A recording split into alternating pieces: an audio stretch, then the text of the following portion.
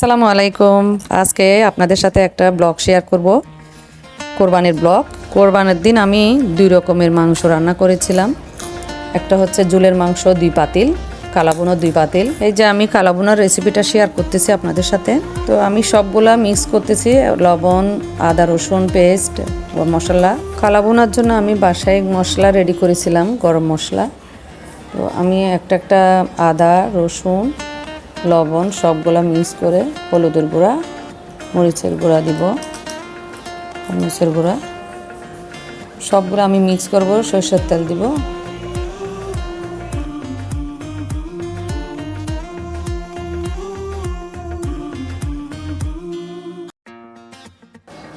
তো আমি আদার পেস্ট দিলাম, সরিষার তেল দিয়ে ভালোভাবে মিক্স করে ফেলবো।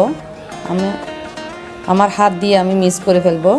তো আমি অনেকগুলো মাংস মিক্স করছি হাত দিয়ে, 4 পাতিল।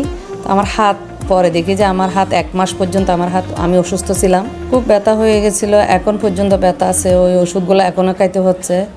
তো কষ্ট হয়েছিল কোরবানির দিন, তাও গরমও পড়ছিল বেশি। তো গ্রামের বাড়ি তো একা হাতে সব করতে হয়। তো এই জন্য আমি আবার ঝোলের মাংস করছিলাম, হাত দিয়ে মিক্স করে চুলায় দিছি। 2 পাতিল করে আমি প্রায় 40 কেজি মাংস রান্না করেছিলাম। আসলে আমার রান্না করতে অনেক ভালো লাগে, তাই করার পরে দেখি নিজে অসুস্থ হয়ে যায়। অসুস্থ হওয়ার কারণে আমি ভিডিওগুলো আপলোড দিতে পারি নাই। অনেক দিন পরে আপলোড দিচ্ছি এখন।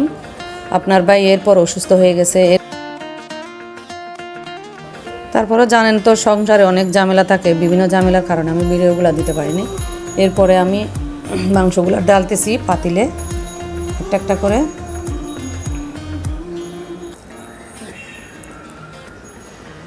ভিডিওটা কেমন লাগছে আপনারা বলবেন কমেন্ট করে।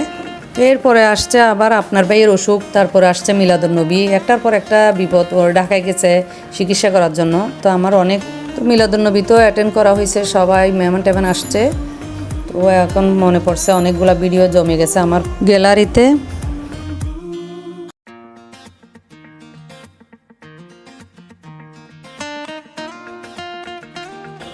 কোরবানির দিন তো একটু তাড়াহুড়া হয়, তো আমি ফুল ভিডিওগুলো দেখাতে পারি নাই।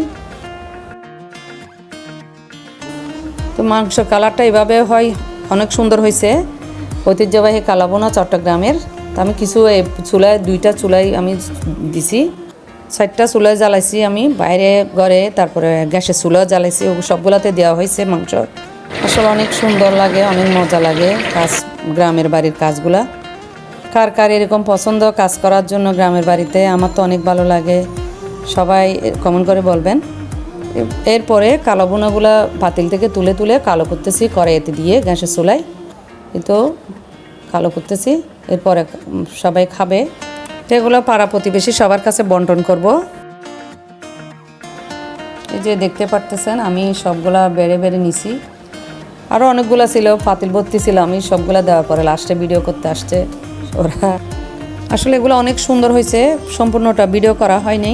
তো আল্লাহ হাফেজ।